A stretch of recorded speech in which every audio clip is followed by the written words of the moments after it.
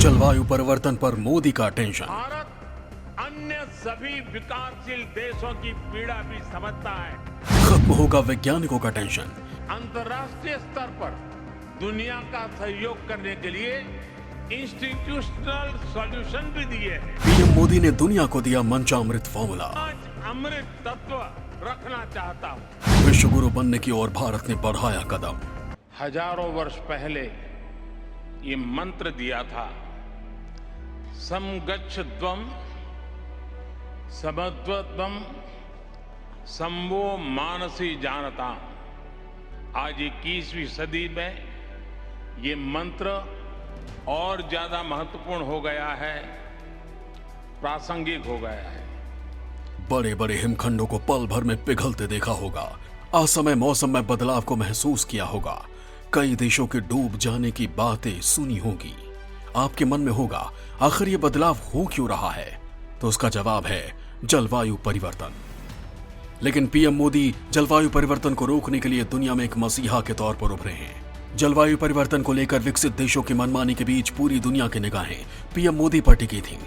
लोगों को उम्मीद थी कि जलवायु परिवर्तन को लेकर विश्व मंच पर लड़ाई लड़ने वाले PM Modi Glasgow world leader summit of COP 26 में जरूर बड़ी कार्य योजना पेश करेंगे। हुआ भी यही। उम्मीद के मुताबिक उन्होंने पंचामृत फॉर्मूला विश्व के सामने रखा। उन्होंने कहा कि आज मैं आपके बीच उस भूमि का प्रतिनिधित्व कर रहा हूं जिस भूमि ने हजारों वर्षों पहले यह मंत्र दिया था, संगच्छध्वन संवद्धध्वन। क्लाइमेट चेंज पर इस वैश्विक मंथन के बीच मैं भारत की ओर से इस चुनौती से निपटने के लिए 5 अमृत तत्व रखना चाहता हूं। पंचामृत की सौगात देना चाहता हूं। विश्व भर में पंचामृत सौगात की जमकर तारीफ हो रही है। दावा किया जा रहा है कि पंचामृत दुनिया का कायाकल्प कर देगा। आइए आप जानते हैं कि पंचामृत है क्या, जो जलवायु परिवर्तन को रोकने में कारगर होगा। इसमें कुल 5 वादे हैं जो भारत पूरा करेगा। पहला, भारत 2030 तक अपनी नॉन फॉसिल एनर्जी कैपेसिटी को 500 गीगावाट तक पहुंचाएगा। दूसरा, भारत 2030 तक अपनी 50% अर्थव्यवस्था की कार्बन इंटेंसिटी को 45% से भी कम करेगा। तीसरा, भारत अब से लेकर 2030 तक के कुल प्रोजेक्टेड कार्बन एमिशन पर 1 बिलियन टन की कमी करेगा। 2030 तक भारत अपनी अर्थव्यवस्था की कार्बन इंटेंसिटी को 45% से भी कम करेगा। वर्ष 2070 तक भारत नेट जीरो का लक्ष्य हासिल करेगा। लेकिन सबसे बड़ा सवाल है कि पंचामृत प्रोग्राम तो बस भारत के लिए है, इससे दुनिया को क्या फायदा होगा? तो इसका भी जवाब है।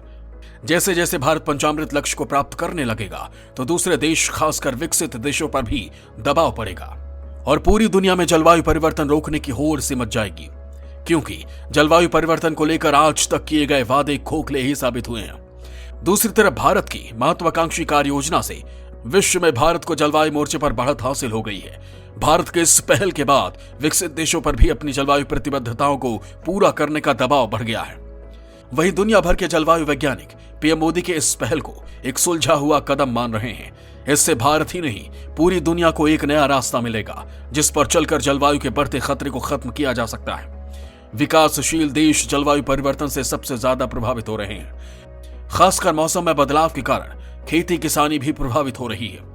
इस मुद्दे को भी पीएम ने ग्लासगो के मंच पर उठाया। उन्होंने कहा कि विकासशील देश जलवायु परिवर्तन से सबसे ज्यादा प्रभावित हैं। किसानों पर इसका सबसे ज्यादा असर हो रहा है।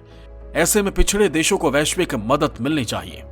बात जो भी हो, लेकिन पीएम मोदी ने विश्व के मंच पर एक बार फिर 130 करोड़ देशवासियों का सर ऊंचा कर दिया है। पीएम के इस प्रयास से दुनिया के बड़े से बड़े देश आज भारत की तरफ देख रहे हैं।